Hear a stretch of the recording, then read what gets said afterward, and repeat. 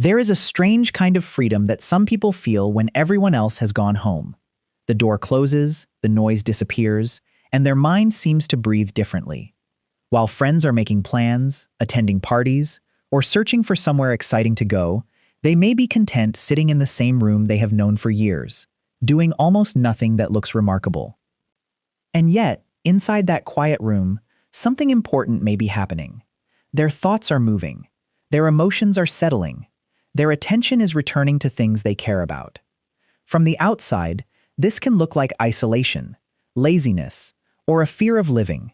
But psychology gives us a more complicated picture, because enjoying time at home does not automatically mean someone is afraid of people. Choosing solitude can sometimes feel less like escaping the world and more like turning down its volume. And surprisingly, the desire for that quiet cannot always be explained by simply calling someone introverted. So why does one person feel trapped when there are no plans, while another feels relieved? What happens inside the mind that makes staying home feel less like missing life and more like having room to live? Emily Dickinson spent much of her adult life at the family homestead in Amherst, Massachusetts. It became the place where her private world and creative life gradually grew together, far from the public attention surrounding her. That does not mean Dickinson simply hated people. In her younger years, she maintained friendships, attended school, participated in church activities, took walks, and even enjoyed social gatherings with people she trusted deeply. But as she grew older, her public life became increasingly limited. After returning from medical treatment in 1865, she rarely ventured beyond the grounds of the homestead, while her writing continued with remarkable intensity afterward. Her bedroom became especially important. It gave her a private space for writing, reading, and thinking, while the house itself remained connected to family, gardens, visitors, letters, and the wider world beyond its walls. During her most productive writing period, Dickinson composed hundreds of poems and kept many of them privately in handmade booklets. Her physical surroundings were quiet, but her intellectual life was anything but empty. That distinction matters because it challenges an assumption we often make about people who prefer home. A quiet environment does not necessarily mean a quiet mind, and spending less time outside does not automatically mean experiencing less internally. Perhaps the more interesting question is not why someone stays home, but what their mind is able to do when the outside world becomes quieter. And that is where the psychology of the homebody becomes much more interesting. Psychologists distinguish between simply being alone and actually wanting solitude. Research has found that enjoying solitude cannot be reduced to introversion alone. In some people, autonomy and the ability to regulate their own experience may matter in meaningful ways. Think about the moment you return after a long day. You close the door, change into something comfortable, put your phone somewhere nearby, and suddenly, the pressure of being available begins to disappear, even if only temporarily. That means two people can spend the same Saturday night at home for completely different reasons. One might feel peaceful because they enjoy their own company. Another might avoid an uncomfortable social situation. From the outside, those behaviors can look identical. Consider someone who turns down an invitation, not because they dislike their friends, but because they know exactly what they need after a demanding week.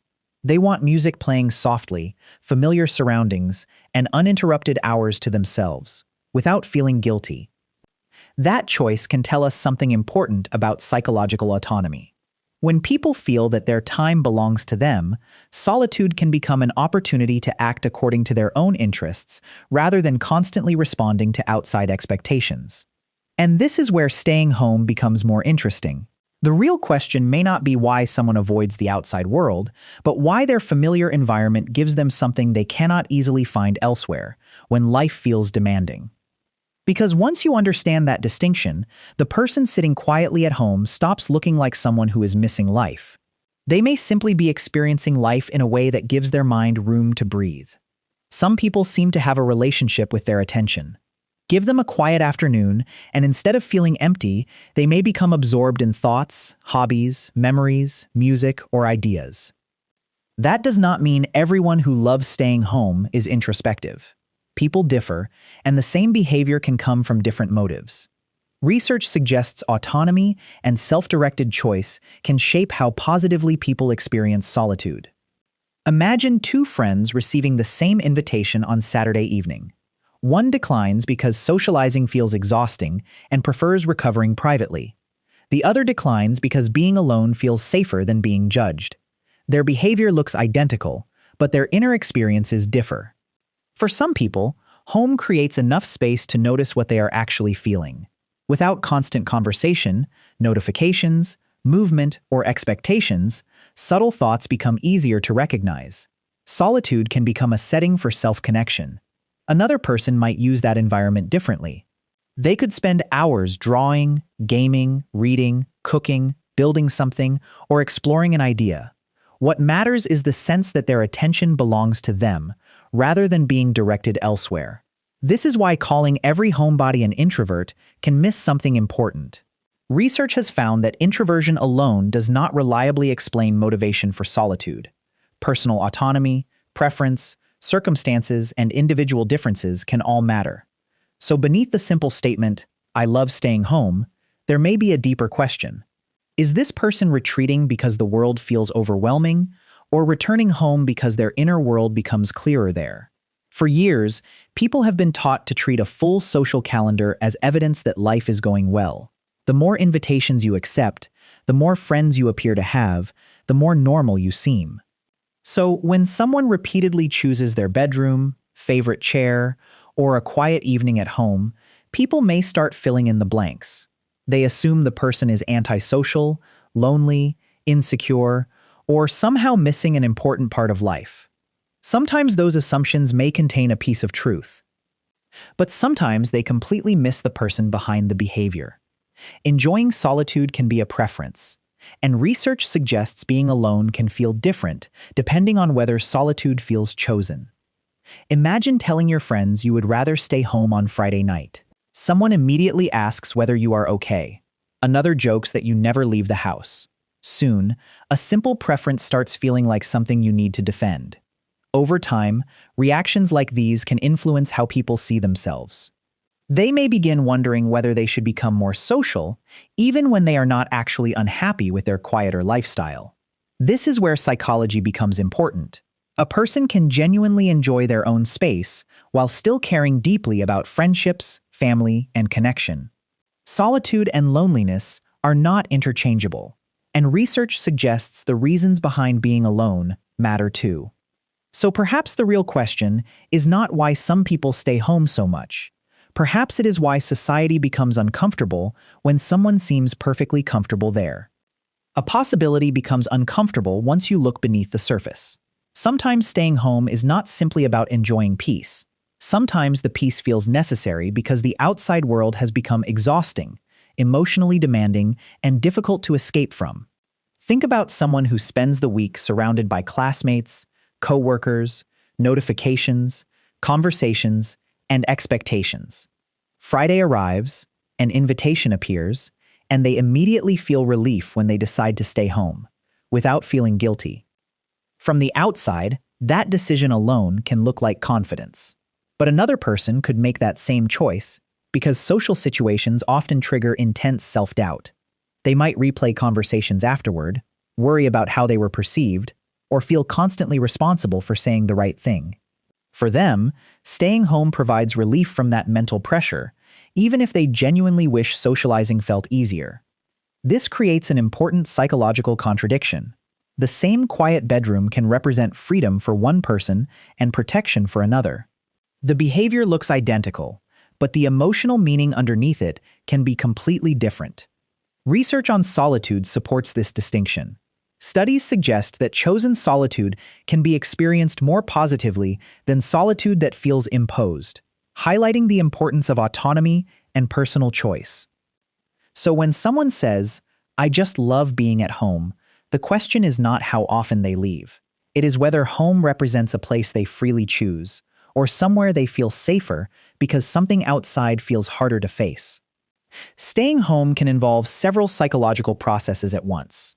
For some people, it helps regulate stimulation. For others, it supports autonomy, recovery, creativity, or emotional control. One behavior can serve different psychological functions at different times. Emotional regulation is one possible layer.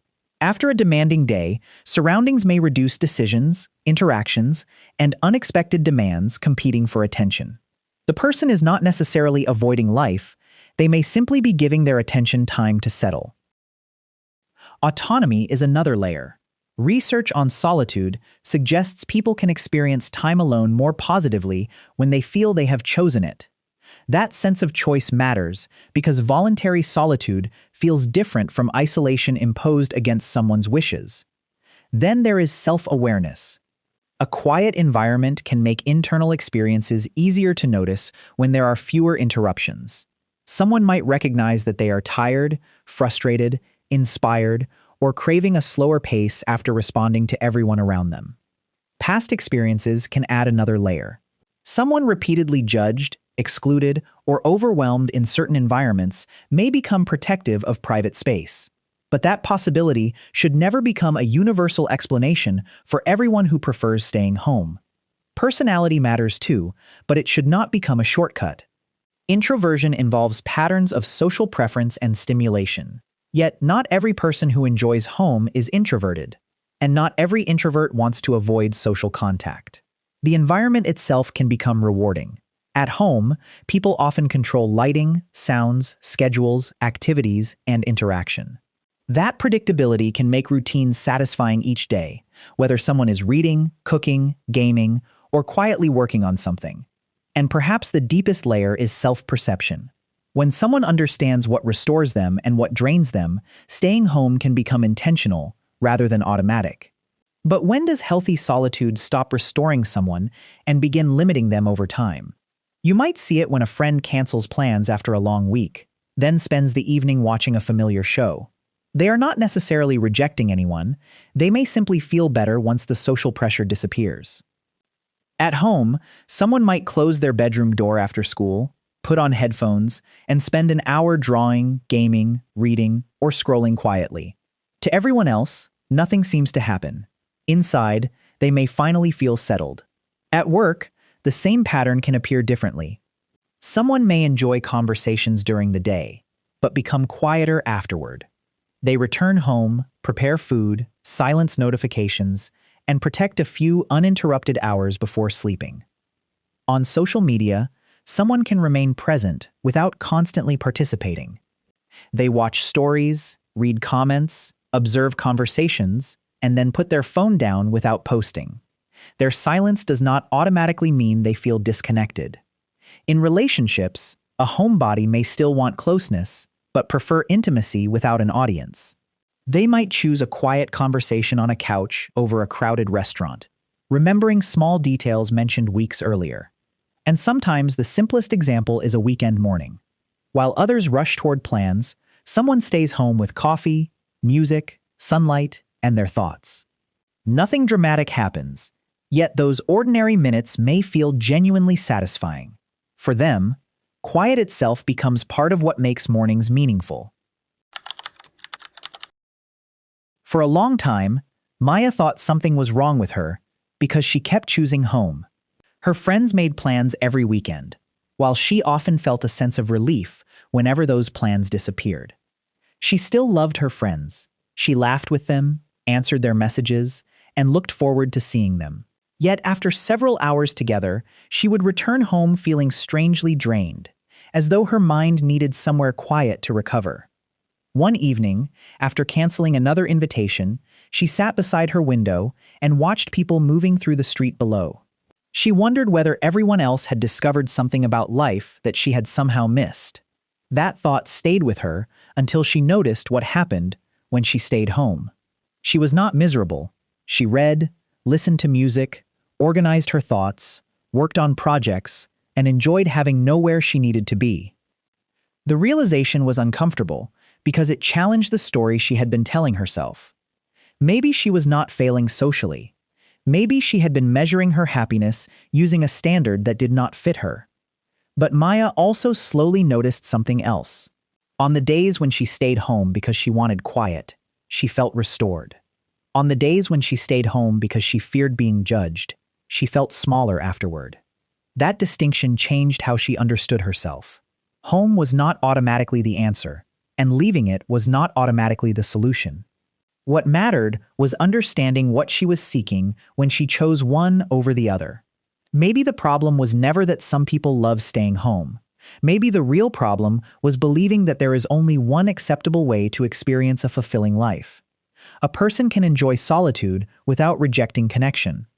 They can value quiet without being afraid of adventure. They can spend Saturday night alone and still have meaningful friendships waiting for them. But there is an important difference between choosing home because it genuinely restores you and choosing it because everything outside feels impossible. One can create balance. The other can gradually make the world feel smaller. Imagine someone who stays home because they enjoy reading, creating, resting, or thinking. Their private environment gives something back to them. Afterward, they may return to life feeling more prepared rather than less. Now imagine someone who stays home because they are terrified of judgment, rejection, embarrassment, or being misunderstood. The immediate relief may feel comforting, but avoiding every uncomfortable situation can sometimes strengthen the fear underneath it. That is why psychology cannot simply label staying home as healthy or unhealthy. The behavior itself tells us very little without understanding the motivation, emotions, circumstances, and consequences surrounding it. Perhaps the healthiest question is not, how often do you leave your house? It is, can you choose solitude freely, while still having the ability to connect with life when something meaningful calls you outside? Because loving home does not have to mean shrinking your world. Sometimes it means knowing exactly where you recover, what gives you peace, and when you are ready to step beyond that comfort. Maybe you have recognized yourself somewhere in this. You enjoy your room, your routines, familiar sounds, and the freedom of having nobody expecting anything from you for a while, especially after a demanding day. You may have turned down invitations and then wondered whether you were becoming too distant. You may have watched other people constantly making plans and quietly questioned why their version of happiness feels so completely different. But enjoying your own company does not automatically make you antisocial, unambitious, or strange. Your comfort with solitude may simply mean that you have learned which environments help you feel calm, focused, and emotionally present. At the same time, you deserve enough honesty to notice when staying home feels less like peace and more like fear. If you are avoiding everything because the outside world feels unbearable, that deserves understanding rather than shame. You do not need to force yourself into constant social activity just to prove that you are living. And you do not need to disappear completely to protect your peace. A meaningful life can contain both connection and solitude. Maybe your quiet evenings are not empty spaces after all. Maybe they are where you recover, create, think, and hear yourself clearly. Understanding that difference may finally allow you to choose your life instead of hiding from it. Maybe that is the deeper answer to the question we started with. People who love staying home are not necessarily running away from life. Sometimes they have simply discovered that peace can be meaningful too. Home can be a place where the mind slows down enough to notice what constant movement hides. A thought becomes clearer, an emotion becomes easier to understand. A forgotten interest suddenly has room to return. But the most important distinction is choice. When you can leave, connect, explore, and still genuinely choose a quiet evening, solitude can feel like freedom. When fear controls every decision, that same solitude can become a cage. Maybe you have spent years thinking your preference made you different in a negative way. People may have questioned why you rarely wanted to go out, why familiar places felt better, or why being alone never seemed uncomfortable. Now you have another way to understand it. Your need for quiet may simply be one part of how you regulate attention, energy, emotions, and environment. It does not define your entire personality or determine your future. So if tonight finds you somewhere familiar, enjoy it without guilt. Read something, listen to music, think about your life, or call someone you genuinely care about. And when you feel ready, step outside because you want to. If this video made you recognize yourself, tell me your own thoughts in the comments. Do you love staying home, or did you discover why? Like the video, subscribe for more psychology content, and join us for what comes next.